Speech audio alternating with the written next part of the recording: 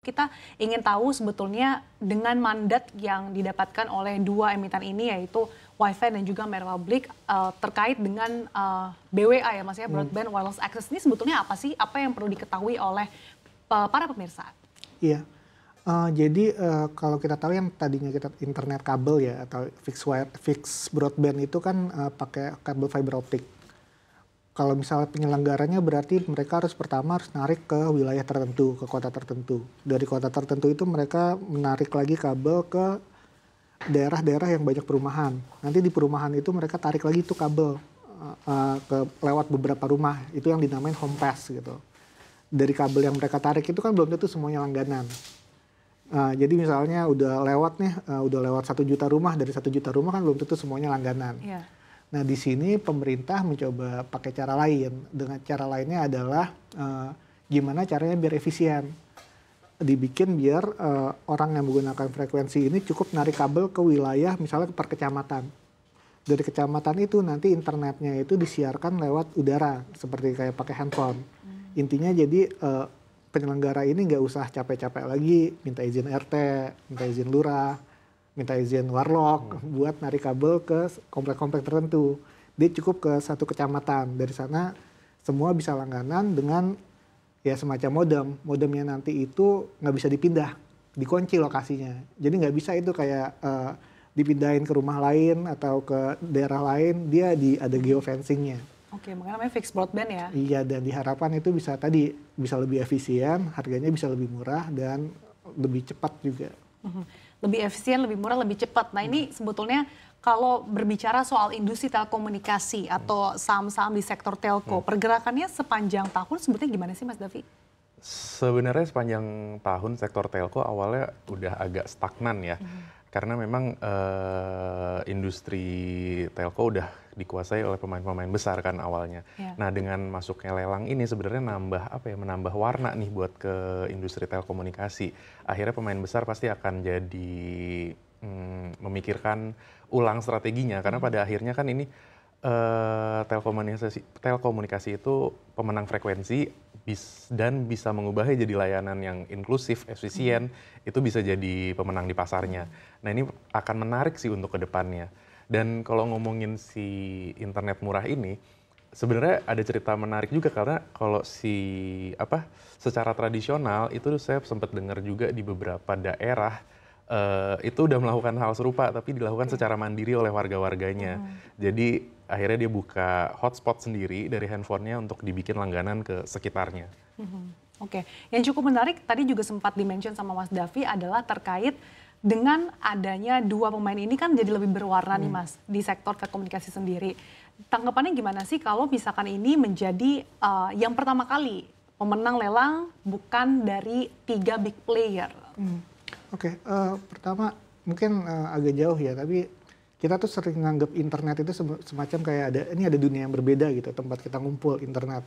Cuma kalau secara bisnis ekonomi, misalnya kalau misalnya kita ngomongin produk gitu, barang, misalnya apalah wafer atau baja, itu kan ada supply chain, yang istilahnya dari bahan mentah, terus masuk ke pabrik, dikirim lewat kapal. Dari lewat kapal nanti masuk lagi distribusinya ke kota-kota kecil. Dari kota kecil nanti ada yang jual di Alfamart, ada yang jual di e-commerce, ada yang jual di Transmart. Banyak lah channelnya. Internet itu juga sebenarnya kayak gitu. Misalnya kita bisa bilang bahan bakunya itu apa sih? Bahan bakunya kan konten. Konten itu dari kita. Habis dari konten dari kita nanti ada pabriknya nih yang namanya aplikasi-aplikasi ini website. Aplikasi dan website itu nanti mereka kalau misalnya dibikinnya di Amerika atau di Cina, kirim ke kita lewat mana? Lewat kabel laut. Dari kabel laut itu nanti dia masuk lagi ke pabrik-pabrik yang namanya data center yang ada di seluruh dunia. Dari data center itu nanti ada lagi kabel fiber optik, ada yang ke tower, ada yang langsung ke rumah kita. Nah yang di ujungnya itu cara mengirimnya beda-beda. Ada yang mengirimnya lewat udara, ada yang lewat satelit langsung, ada yang lewat dari seluler, ada yang langsung pakai fiber optik tadi, dan ada lagi ini cara delivery baru BWA ini. Artinya begitu nanti BWA ini meningkatkan permintaan atas internet, yang ke belakang ini semua ikut menikmati gitu. Kalau misalnya demand-nya makin tinggi. Yang berarti apa? Yang punya kabel laut siapa sih? Telkom, Indosat, yang punya data center siapa sih? Telkom, Indosat, yang XL juga punya data center, terus yang punya fiber optik, yang punya tower. Sebenarnya apalagi khususnya beberapa perusahaan Telkom sekarang agak untuk dia menempatkan diri dia sebagai penyedia infrastruktur. Semakin banyak yang pakai internet itu artinya Balik lagi ke belakang ya. balik ke belakang juga. Nanti search, nanti My Republic itu juga pasti pakai infrastruktur Telkom. Itu jadi sebenarnya ya semuanya pasti bukan berarti ini bersaing yang lainnya ini nggak menikmati apa-apa gitu atau istilahnya Justru ada keterkaitan ya, iya, dampak lintas sektor aja. bukan zero sum game. Karena nanti ujung-ujungnya semuanya akan infrastruktur yang tadinya belum maksimal dipakai itu lama-lama akan maksimal gitu. Nah, kalau berbicara tadi yang sudah disampaikan Mas Demis ya, Mas Davi, kalau dari segi valuasinya, tadi kan di awal Mas Davi sudah sempat mention, kalau dari segi sektor memang di awal cukup stagnan. Tapi kalau dari segi valuasi, kemudian dari segi pergerakan, apakah ini juga seiring sejalan juga dengan secara sektoral, atau justru jangan-jangan ada beberapa saham yang justru ternyata melonjak nih? Iya, kalau kita lihat sih secara dari sektor telekomunikasi itu paling kenceng itu naik emang si WiFi ini ya. Itu dimulai dari awal tahun sih kalau dilihat ya. Itu dari ada Hashim masuk, itu harga langsung ke katrol naik ke atas. Nah begitu udah ada isu-isu soal lelang-lelang ini dan si WiFi ini juga naik makin kenceng di Oktober ini. Jadi memang dipimpin sama WiFi sih bisa dibilang. Lagi jadi bintangnya lah nih di saham telco di tahun ini. Oke, tapi selain WiFi, saham-saham lain juga ikut terkerek naik nggak? Beberapa iya ada, cuma nggak sesignifikan si WiFi ini sih. Kalau dari segi valuasi artinya sudah cukup kemahalan kah atau sebenarnya masih cukup oke lah? Kalau dari valuasi sebenarnya memang sudah di atas ya, dan itu udah ditunjukkan juga dari indikator-indikator grafiknya. Sudah ada tekanan jual yang cukup besar, artinya ada aksi profit taking yang udah gede banget di WiFi ini. Oke, balik lagi ke Mas Demis, dengan adanya internet murah ini, dampaknya tuh yang lebih terasa di masyarakat dalam hal apa sih Mas Demis? Internet mungkin sekarang kayak jalan raya ya. Tiap ada jalan kan pasar makin ramai. Ya internet juga kayak gitu lah. Kalau misalnya jalannya udah kebuka, pasar yang di internet itu juga makin ramai. Entah itu mau bikin konten, entah itu iklan digital, entah itu e-commerce, atau sebatas transfer. Itu yang sebenarnya sering kelewat kan. Transfer uang kalau misalnya udah ada internet gampang banget dan bisa kecil-kecil gitu. Tapi juga yang tadi lagi harus digarisbawahi adalah jangan sampai adopsi digital ini yang mengambil untung bukan perusahaan-perusahaan yang membangun infrastruktur. Ya kalau misalnya ingin semua Indonesia tersambung internet, infrastruktur kan harus dibangun terus.